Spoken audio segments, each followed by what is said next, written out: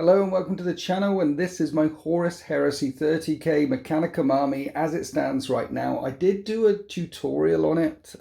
It'll be in the playlist from years ago, how I painted this up. It's a very simple paint scheme, mainly using metallics, because when these bad boys came out, I wanted to get them done very quickly. And at the end of the day, I think the final effect is quite striking. And as I mentioned, easy to do. So when I added the tanks recently to this force, they were relatively easy to do. So 30k Mechanicum. I love them. I like the fact that they look strikingly different from 40k Mechanicum, which is as they should be, because things during the time of the Horus Heresy for the AdMech were very different. The faction was much more divided back then. It's easy to think of them as like a faction full of dukes and barons and bishops and princes and all the mess and all the civil wars and all the stuff and things that you used to get back in the Middle Ages in Europe.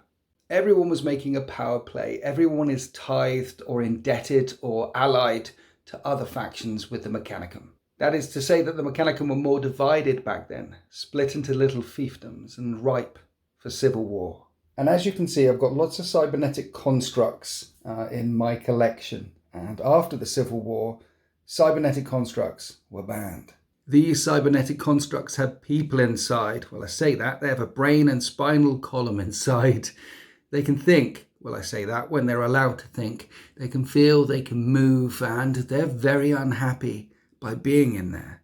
The Thalax, for example, are in constant agonizing pain after the surgery.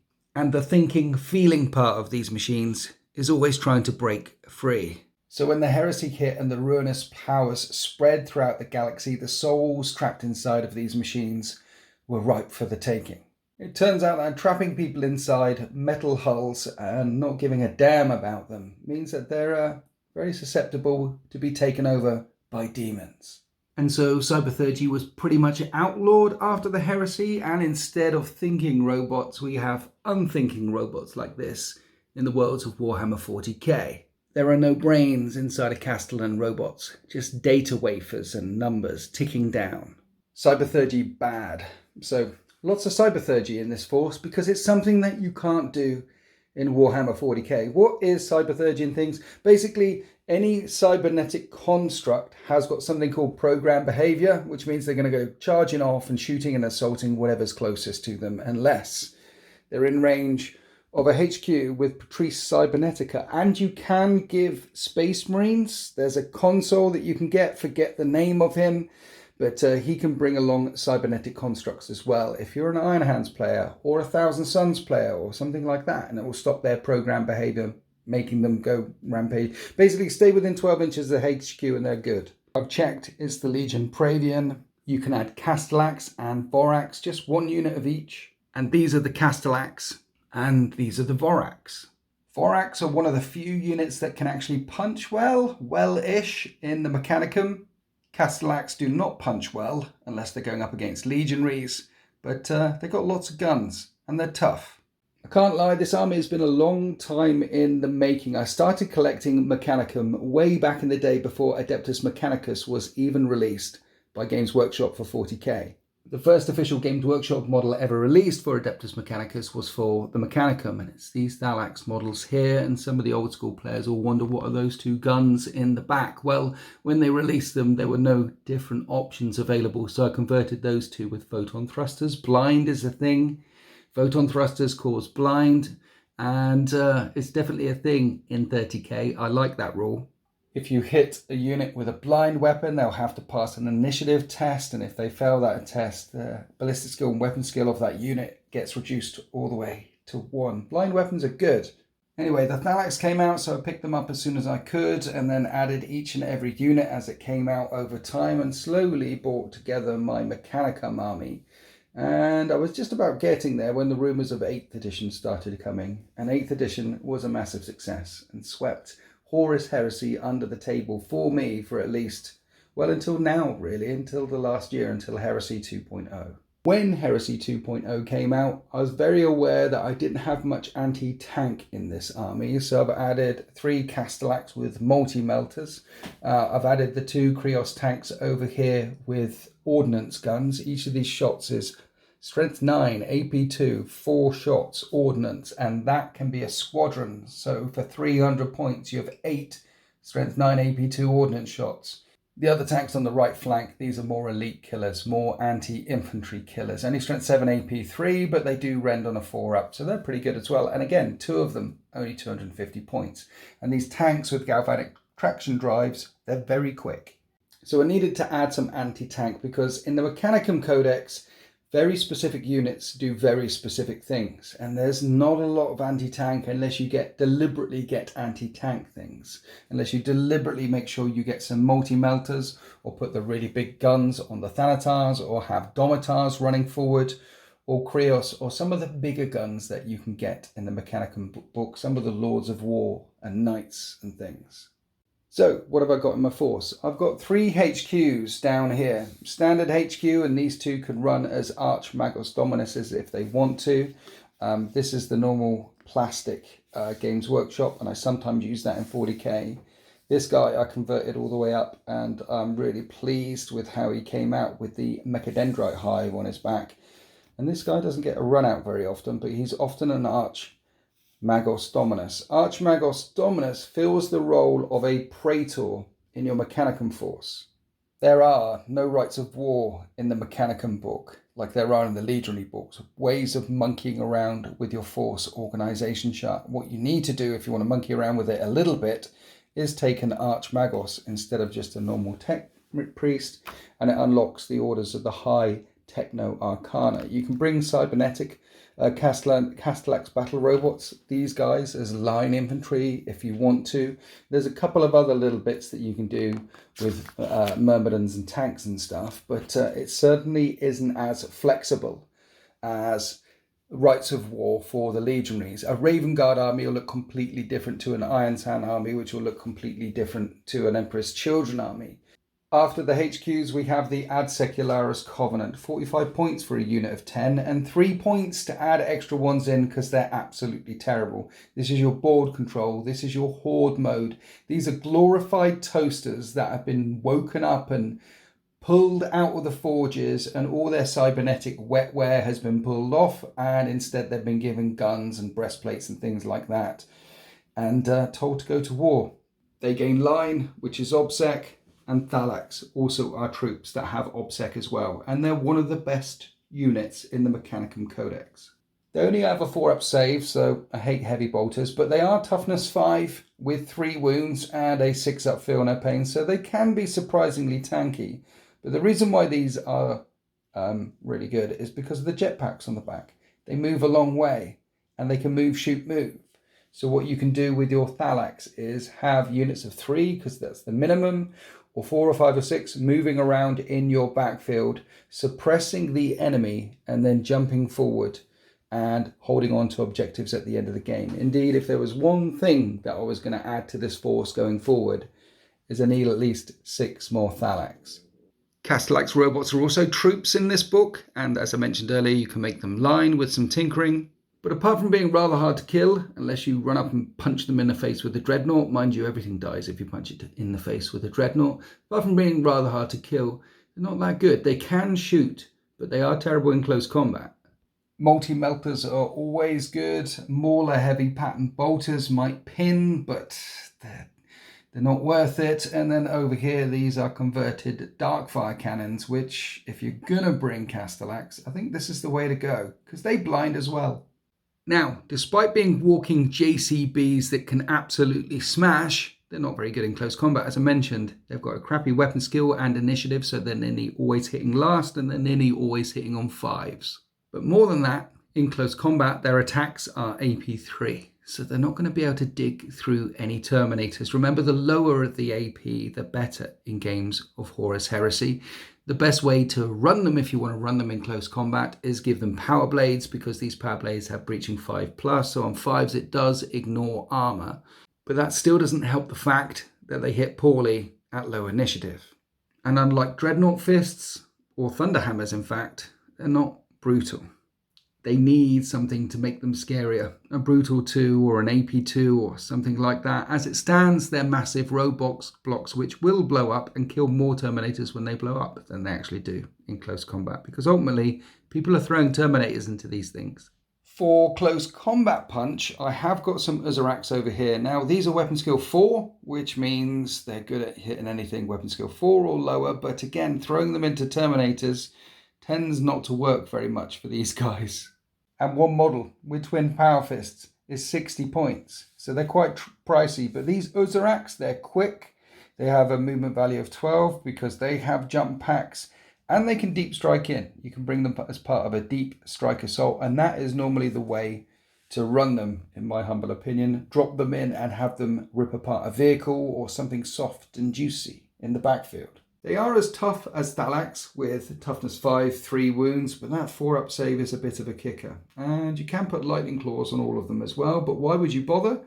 They're initiative 2. Pay the money. Put the fists on them. However, in my collection so far, they are the most punchy thing that I have, along with the Myrmidon Secators. These guys are punchy as all hell. And Myrmidon Secators basically filled a similar role as Terminators do in Legion lists. But they're even tankier. They're toughness 5 with 4 wounds and a 5-up invulnerable save, and even 40k players can tell that those stats, they ain't rookie stats. Toughness 5, 4 wounds, 5-up invulnerable save. These guys stick around for a while. All of their axes are strength 7 AP2. Low initiative, you will strike last in close combat, but you will cut through whatever you're in close combat with. And you can give all of these guys phased plasma fusils. Now, they're breaching, so on 4s to wound, they'll cut through any armor whatsoever. But they're standard AP3, their save is AP3, so the plasma gets hot and tends to start overcooking them. And burning them out as the battle continues. At least gets hot only pours on 1 wound these days rather than remove an entire model. But they're relatively good in close combat. They're very good at shooting. They're very tonky. And if I were to add a second unit to this collection, I said I'd add 6 Thalax. I'd easily add 6 more Myrmidon Secators. This unit, maxed out with plasmas, is a problem for any unit on the battle grid. With the exception of vehicles. Even dreadnoughts take a step back if this unit is charging towards them. Then the last unit in my collection that is actually quite good at punching are the Voraks. They have got a weapon skill 4 and initiative 4, so they can keep up with legionaries. But the best thing about them is they're cheap, and like all cybernetic constructs, they blow up. And when cybernetic constructs die and dreadnoughts die, it is an strength 8 explosion, d6 inches, and you can have a whole unit of these going into Terminators, and one will blow up and one will blow up. The Terminators will make their way through them as they breach their way with their power blades back against the Terminators, but the explosions from them, they're a good roadblock unit. They can stop anything making their way forward, and when they blow up, they'll take out some Terminators on the way in as well. However, if you really want a punchy AdMech force, you're going to need to add in some Domitars, which I haven't got. Domitars look like this. They're a chunkier version of the Castellax robots. They've got 2 more wounds and an extra toughness, and they're 50 points more expensive. And with the exception of a Knight Morax Talon, which are also from Forge World and look like this, Domitars are the scariest close combat unit in the book. I need like 5 of them, I think, because unlike these fellas, Domitars, when they go charging forward, have got 5 strength 10 AP2 concussive attacks on the charge. Again, only a weapon skill of 4 and an initiative of 3, but strength 10 AP2 armor bane as well, concussive. They're scary. Everyone's scared of them. Well, I say everyone's scared of them except dreadnoughts. Dreadnoughts aren't scared of nothing. Beyond those units that I've just mentioned, finding some close combat punch in the Mechanicum book is a little bit tricky, and that tells you what the Mechanicum do. They shoot lots of guns.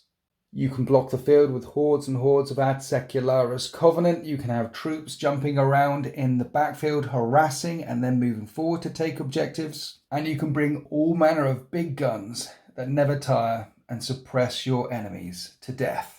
Talking about suppressing your enemies to death, the Thanatars are very good at filling that role, and at toughness 8 with 7 wounds and a 2-up save, they're tougher to take down than Leviathan Dreadnoughts, 235 points each, and yes, they bring the big guns. The plasma mortars that these beasts carry are the largest plasma guns that the AdMech make, which are not mounted on a tank or on a starship, and they are nasty. And there's another variant you can get with a Solix Heavy Las, which is the largest Las cannon that the AdMech make that isn't strapped to a vehicle. Strength 10 AP2 Las with 3 shots. What I am certain of is I like these models. They're big, they're scary. I think 2 of them is enough. Typically I'll always run 1.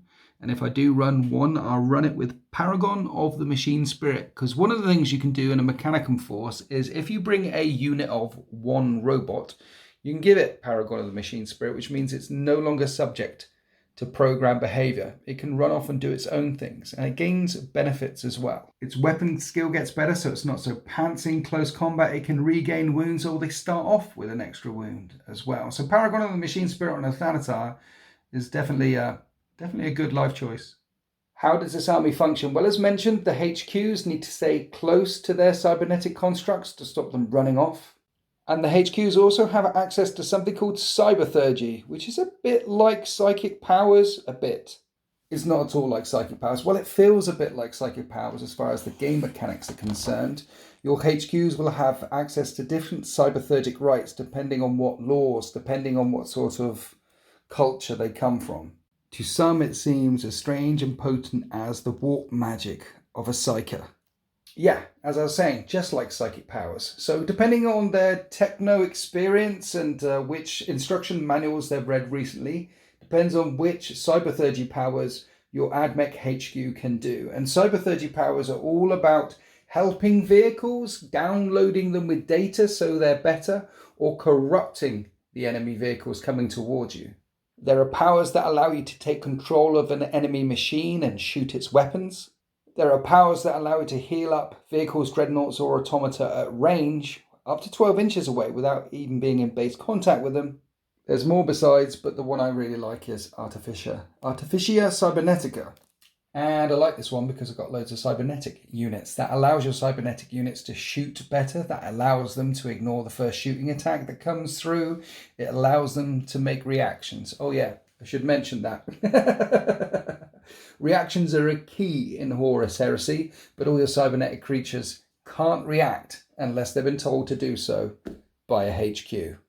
So you can move in range of these guys, you can shoot at them, you can charge at them, and they'll just stand there and take it unless their program behavior has been overwritten by a HQ. Then they'll be able to react, which is pretty good because there's also an advanced reaction in the AdMech book. There's an advanced reaction in every Legionary book, something that they can do once.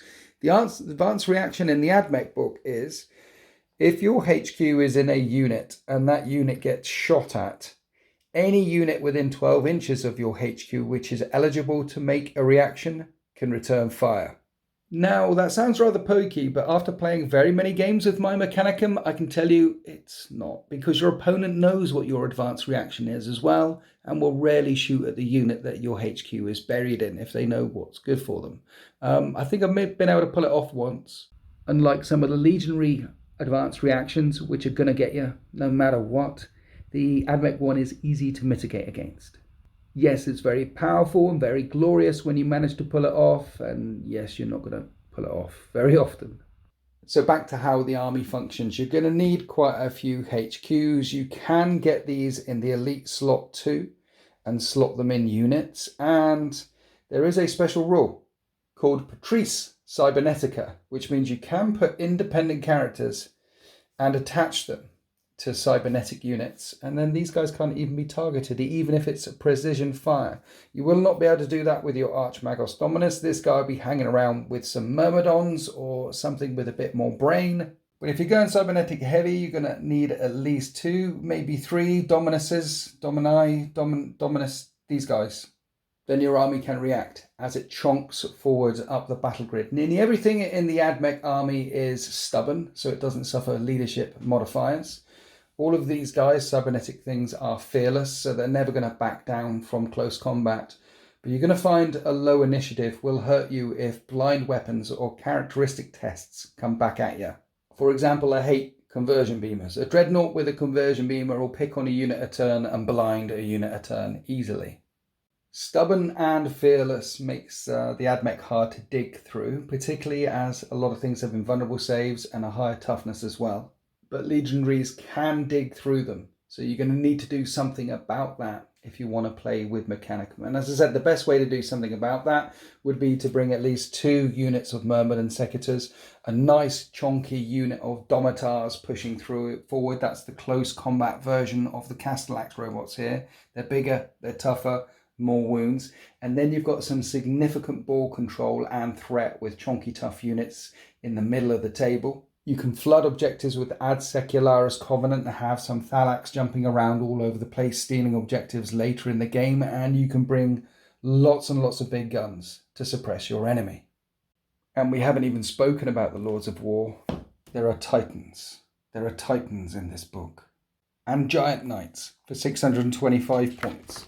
And the Ordinatus for 1,075 points. Warlord Titan, 3,000 points. 30 hull points, and I love the fact that it's got a weapon skill of 9, not because it's good in close combat, but because it's very hard to hit in close combat. Space Marines are hitting this thing on 6s. And then, of course, Knights. This is the Imperial Knights Codex for Warhammer 40k as well, with all the Forge World Knights, the Knights Lancers, the Knights Castigators, Knights that look like this and like that, weird looking Knights. And we have 2 pages of household ranks and ways to pay to upgrade your knights as well. But anyway, that's my Mechanicum force. Have you played with them? Have you played against them? I'm looking for tips and tricks here. What do you think is strong? What works? And what methods of warfare do you use? Or if you have any Horus Heresy stories, I'd love to hear them. In the meantime, happy wargaming.